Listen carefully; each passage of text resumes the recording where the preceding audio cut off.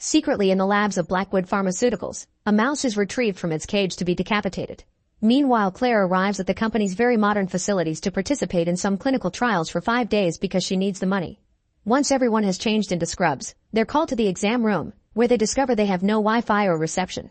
Claire is trying to tell her worried mom not to contact her anymore, but the message doesn't go through. It seems the two of them were in some sort of fight. Then the group meets Dr. Burke, who will supervise the trial. The medicine dosage will start low and go up each day, and during those 5 days participants won't be allowed to leave that floor. During the rest of the day, a nurse keeps checking on their health, repeating the same questions about any possible pain, checking their pulse, taking blood samples, and even following them into the bathroom to take samples there too. When Allison tries to befriend Claire, she snaps and yells at her, only to interrupt herself when she suddenly needs to throw up. After puking in the bathroom, Claire bumps into Amir and learns he's a med student, who hopes to get an internship with the company in the future.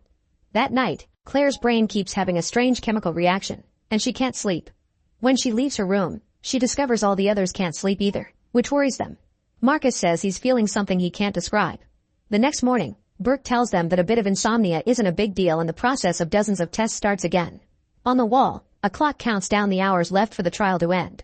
Later in her office, Burke calls her superiors to inform them that whatever is that she's testing is going directly into the participant's central nervous system and causing serious brain inflammation. The higher-ups remind her this is a double-blind trial, meaning she isn't allowed to have any more information. However, they're shocked to hear that the test results Burke sent them happened in just 1 day, which is too fast. The next day, Burke informs the group that the parameters of the trial have changed and now the company wants to know how long the group can stay awake. They are forbidden from trying to sleep, and if they feel too tired they must inform Burke or a nurse. After Claire takes the new dose, she's put in an MRI machine, which makes her very anxious because she's claustrophobic. The darkness and the weird noises bring back horrible memories of her drunk mom telling her off and refusing to let her out. Terrified, Claire begs for the test to stop, but it keeps going until the end. Time continues to pass and the group gets more and more concerned about the lack of sleep, not to mention how high the medicine dose is getting.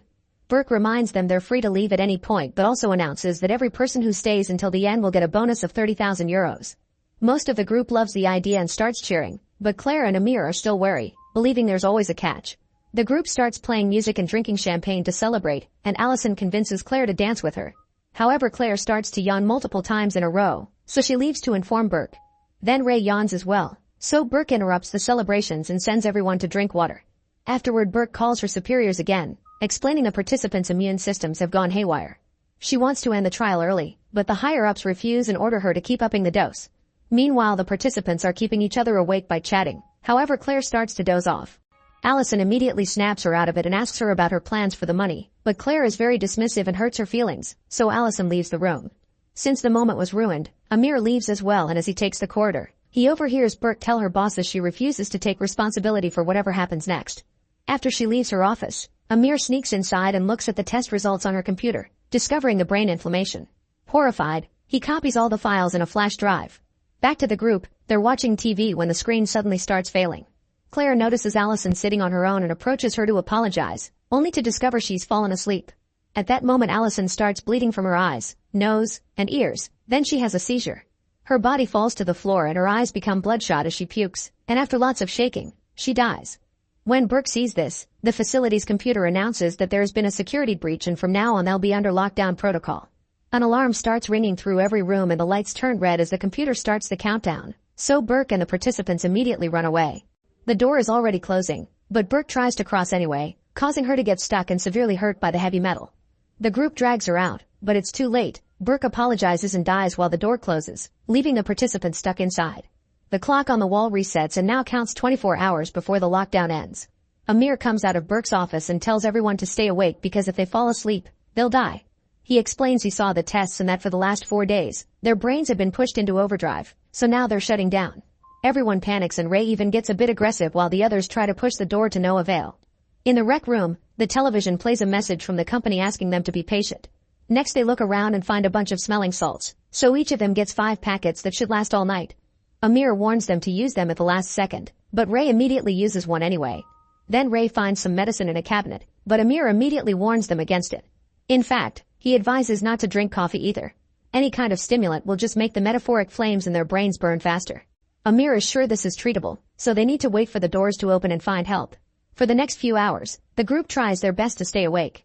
By now they've been awake for 100 hours.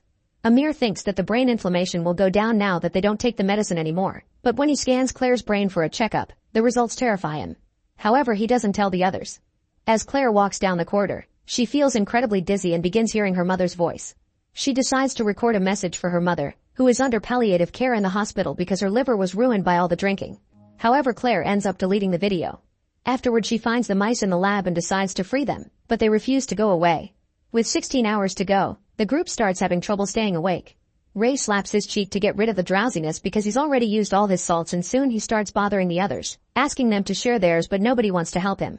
Meanwhile, Amir continues to run tests in the exam room with the two bodies, and suddenly Burke sits up behind him. However, when Amir turns around, she's still down and dead, which means he's starting to experience hallucinations. In the rec room, Claire stares at the wall while she continues to hear her mother's voice. Darkness takes over her vision as she remembers her creepy childhood room, but before she gives in, Marcus snaps her out of it. Claire can't understand how Marcus is doing so well, so he shows her a scar on his leg that he got during a serious hiking accident, saying the body will always push through when it needs to survive. Afterward, Claire goes to Burke's office and looks at the brain scans before checking her patient file. She discovers notes that talk about the destructive behavior and despair in her life, which made her a perfect candidate for high-risk trials. Later, Claire finds Vanessa using fire to stay awake, saying she refuses to give up.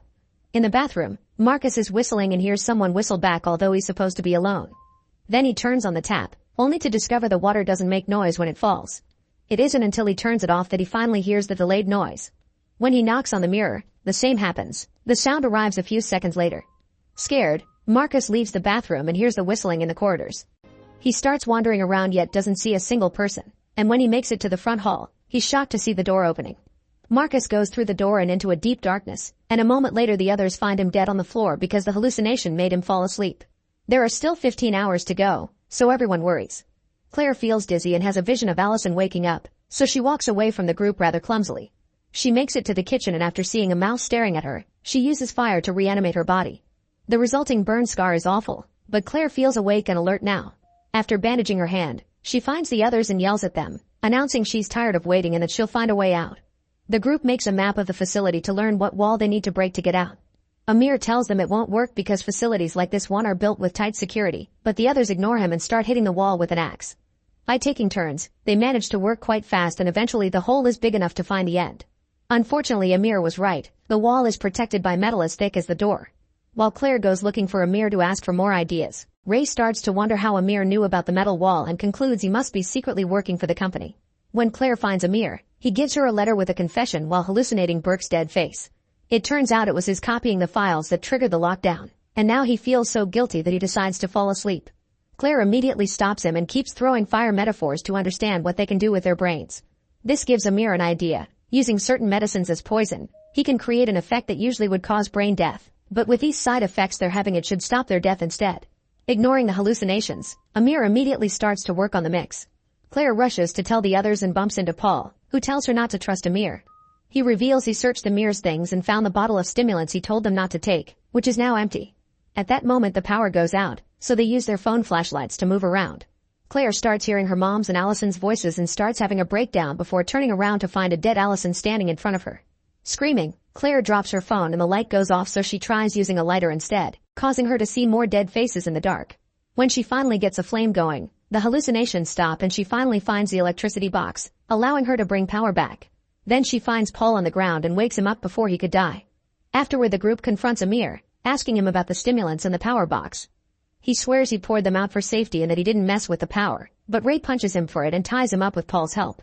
Vanessa, Ray, and Paul are sure he's hiding something and ignore Claire's concerns as they decide they have to make Amir confess through any means. Ray gets ready to hurt Amir with a knife to make him talk, so Claire stops him by confessing Amir has been working on a cure. When Ray says that Amir's plan is to kill them, Claire volunteers to be the first subject to test it. That way they'll know if it's safe or not. The group still refuses to release Amir though, so he gives them instructions on how to mix the medicine. While Paul works, Vanessa talks to Ray in private, confessing she saw him trip the fuse. Ray admits he was trying to make Amir fall asleep to prove he was faking it, so Vanessa shares one more secret. She's found a sedative they can use. At that moment, Paul finishes mixing the cure and gets the injection ready. While everyone is distracted, Vanessa approaches Amir to give him the sedative, however she suddenly falls to the floor. In an out-of-body experience, Vanessa watches the others rush to her body, but soon smoke and darkness surround her. She sees the devil appear before her and screams as her real body starts bleeding and having a seizure. Paul rushes to grab the cure, but Vanessa's shaking knocks the needle away and breaks it. Then she pukes and finally dies. To make matters worse, Paul's fast movement knocks the jar with the rest of the cure off the table, causing it to break as well. Amir starts laughing like a maniac, causing Claire to snap and threaten him with a knife. When she realizes she's losing it, she leaves the room to check on the clock, but her blurry vision makes her see good night instead of numbers. Then she starts staring at the wall as she hears her mom's voice again and darkness takes over her mind. A dizzy Claire takes out her phone and records a message for her mother before finding her last salt packet, but she falls to the floor and drops it. Suddenly her body floats up as heavenly music starts playing. However, Claire fights against the hallucination and swims in the air to reach the packet, finally taking the salts to wake up. Then she hears a noise and taps on the rec room wall to discover it's hollow. With Paul's help, she breaks down the wallpaper and finds a hidden autopsy room. There's a door at the back that takes her to a corridor and an elevator, meaning they can finally get out. Claire wants to tell the others, but Paul says they should leave alone. Meanwhile, Amir keeps seeing Burke, who insists he should stand up for himself and points out that Claire left the knife nearby. In the bedroom, Ray says goodbye to Vanessa's body, only to find Amir's letter in her pocket. Furious, Ray goes to find Amir, who immediately starts screaming for help. Claire hears him and runs back, so Paul has no choice but to go with her. In the lab, Ray grabs a scalpel and gets ready to get revenge on Amir, who struggles against the fabric on his wrist and manages to break them. He jumps on Ray and stabs him with the scalpel, but then the sickness finally makes him lose it and he grabs the knife to stab Ray multiple times until he's dead. At that moment, Claire and Paul arrive and try to calm him down, but Burke's hallucination pushes Amir into finishing the job. The duo immediately runs away, and Paul hides in the rec room, locking the door behind him. Now Claire has to keep running into the MRI room, where Amir catches up and throws her around, accidentally turning on the machine. When Amir is about to stab Claire, the magnets in the MRI machine take the knife away from his hand, so Claire kicks Amir and runs away. Meanwhile, Paul makes it to the elevator and activates it, but unfortunately this isn't an elevator, it's an incinerator. Soon huge flames come out of the walls and burn Paul to death. Back to Claire, she finds some scissors and gets ready to defend herself while Amir retrieves his knife and goes after her. Both of them are about to fall asleep when suddenly the clock hits 0 and the computer announces lockdown is over. Lights return and the door opens to let in a few armed men who immediately killed Amir. Claire hears the gunshot and rushes to hide while the men search the floor to get all the bodies out. Once the coast is clear, Claire tries to escape and finds the bodies in bags, so she quickly covers her face with Amir's blood and gets inside a bag to pretend to be dead. A man checks on her and believes his co-worker found the body, so she's thrown in the back of a truck with the others. Claire uses her phone's flashlight and keeps hallucinating that a dead Allison is in the bag with her, so she closes her eyes and hums her mother's song. When she opens her eyes again, a more friendly Allison smiles at her before disappearing. Once the truck is far enough from the facility, Claire comes out of the bag, and seeing her in the mirror gives the driver such a shock that it causes the vehicle to crash. Claire sees both men are down and immediately leaves the truck, only managing a few steps before falling unconscious.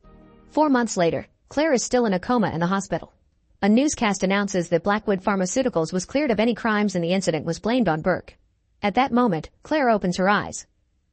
Make sure to subscribe and turn on notifications so you can watch more videos like this. Thanks for watching.